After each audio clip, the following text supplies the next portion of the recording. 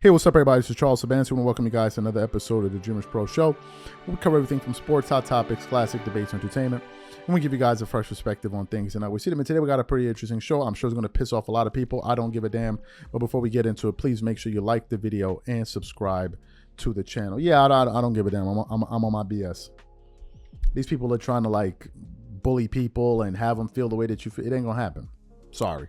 There are a few people out here that are going to stand on their position, and they're not going to be coerced or bullied into believing what you guys believe. You got enough people in the media twerking it up all over day. You got enough bum ass creators in the background creating content. Let them do it. But we're not interested in that. Why am I talking about this?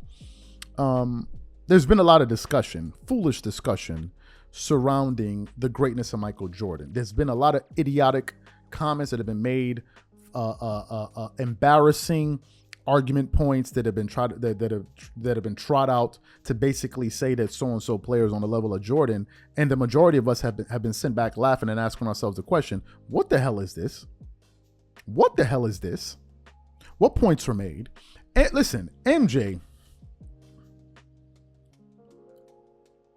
is literally dominating these guys' mentals to the point where every single opportunity they get, they find a reason to talk about MJ. We hear the comment, LeBron living rent-free. Michael Jordan is living rent-free in a lot of you dudes' head.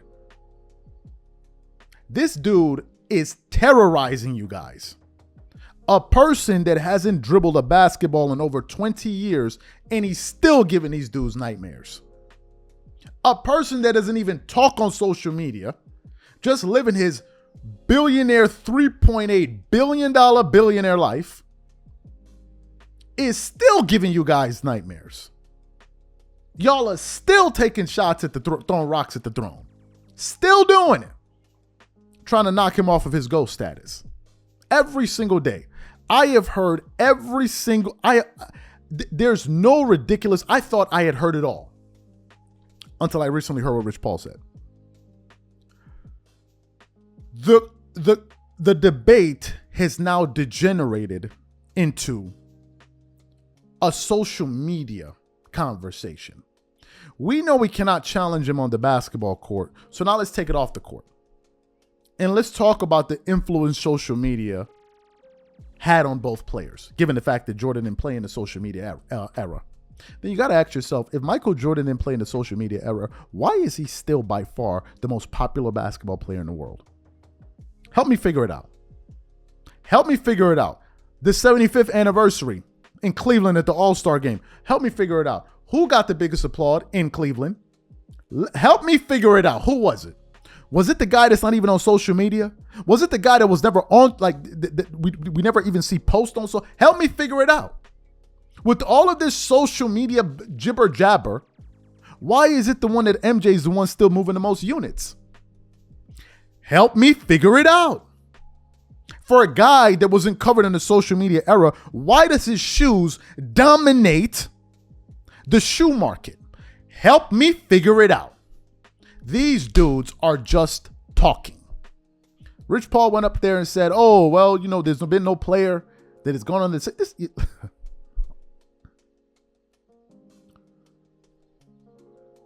Cristiano Ronaldo. Cristiano Ronaldo. There's been no player in the last 20 years that went up. Have you heard of a man named Cristiano Ronaldo? Does he exist in your spectrum of reality? Help me figure it out. So he went up there and said all of that.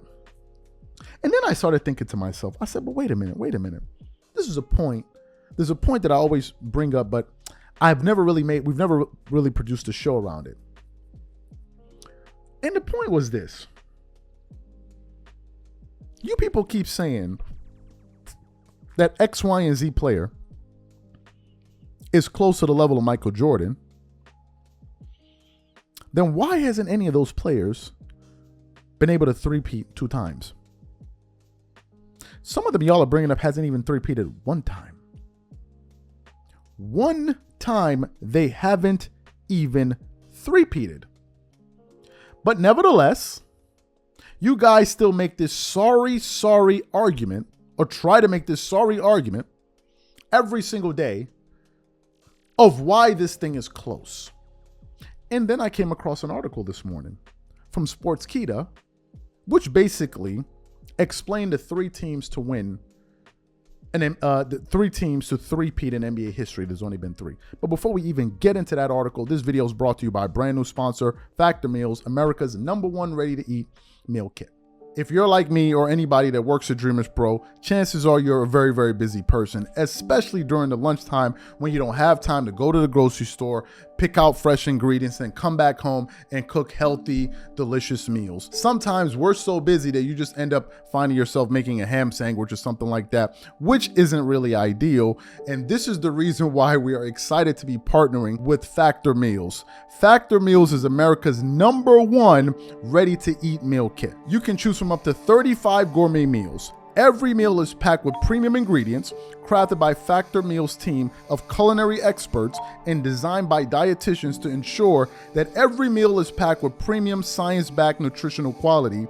Your meals are delivered directly to your door, and all you need to do is heat them up in just under 2 minutes. Then they are ready for you to eat and enjoy. So for example, this week, I think I'm gonna go with the Italian herb chicken. What I love is that under every single meal, you can see if it's a calorie conscious option. For example, this meal I just chose is the dietitian approved calorie smart meal, which is around 550 calories or less per serving, and also a protein plus meal with 30 grams of protein or more per serving. So if you want to give it a try, click the link in the description below or head over to factormeals.com/dreamers50 and use code dreamers50 to get 50% off. And remember, when you try Factor Meals by using the link in the description below, remember that you're supporting this channel. Thank you. So let me get into this article here. It says, how many three-peats are there in NBA history? Who has accomplished the rarest feat in basketball?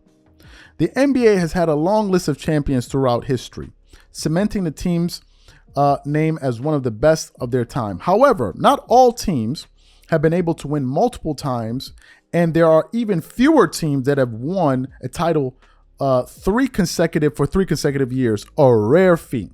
Winning an NBA championship is considered the best accomplishment a player can have. Once a team has won at least one championship, management will try their best to keep their core and win another title the following season. It usually becomes more difficult as teams try to reshape their roster to prevent that from happening. In the history of the league, there have only been 3 teams that have won 3 straight titles. Within the 3 teams, there have been 5 separate occasions where a three-peat has occurred. Those teams were the Los Angeles Lakers, the Boston Celtics, and the Chicago Bulls. During the early days of the league, the Lakers were located in Minneapolis, and from 1952 to 1954, they were the top team in the league, winning 3 straight titles led by George Mikan.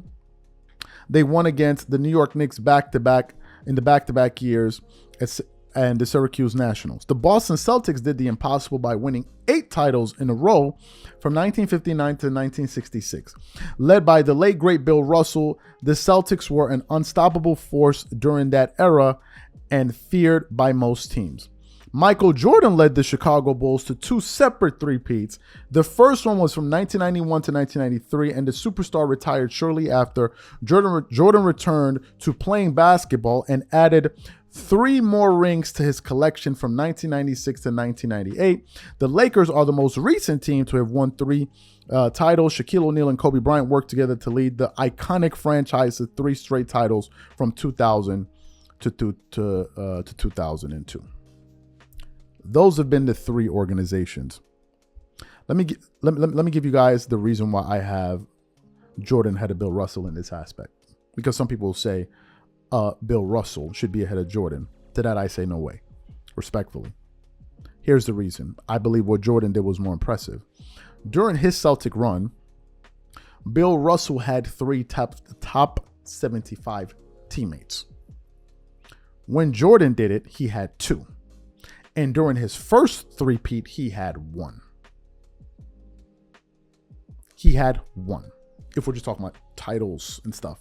Now, if we're talking about individual players, I would also give the edge to Michael Jordan, although Bill Russell is arguably considered the greatest defensive player in NBA history. Of course, you have Hakeem Olajuwon and others up there.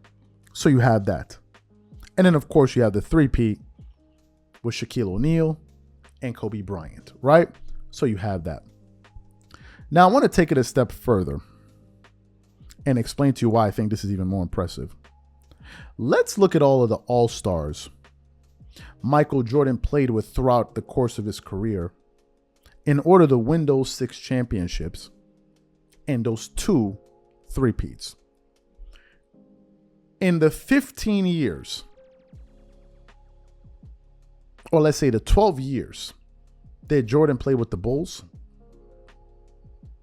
in 12 years, 6 championships, Michael Jordan only played with 3 All-Star players. 3. Horace Grant, who was a 1-time All-Star. Dennis Rodman, who I believe was a 3-time All-Star, if I'm not mistaken, or 2-time All-Star. And Scottie Pippen, who was either a 7-time or a 6-time All-Star or something like that. That's it. That's it. Those are all the All-Stars Jordan played with. To compare that, let's look at a player that a lot of people try to compare to Jordan. And let's look at the amount of help he's had throughout the course of his career. And I'm going to eat through you guys at the end of this point.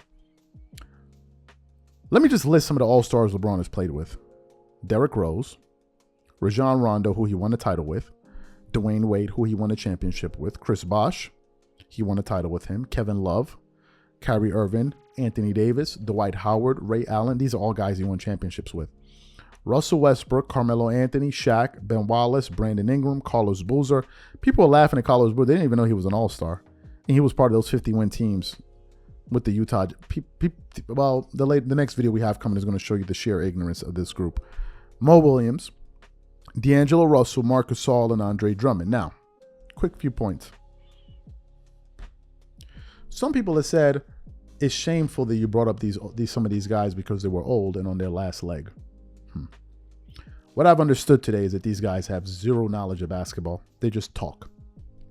The only research LeBron fans do is the research of LeBron, period. They don't research any other player in the NBA. When Dennis Rodman joined the Chicago Bulls, he was about 35 years old. In the 1998 season, when they won that last championship, he was 37 years old. 37 years old. 3 years from 40. Did that sound like a spring chicken to you? So when you guys want to bring me the argument of, oh, Carmelo and these guys were old, what was Dennis Rodman? MJ was 35. I think Pippen was 33 or something like that at the time. It's important that I point that out because they're going to try to use that and say, oh, well, that's shameful because he was old. So what were those guys? My final question is this. If you guys say that this thing is as close as it is, why hasn't your man been able to three-peat not even one time? If he's on the same level as a player of Jordan, why hasn't he been able to three-peat? Do you know what they're going to say? Well, D-Wade was injured. That's why they weren't able to do it. And I'm going to eat to you guys again.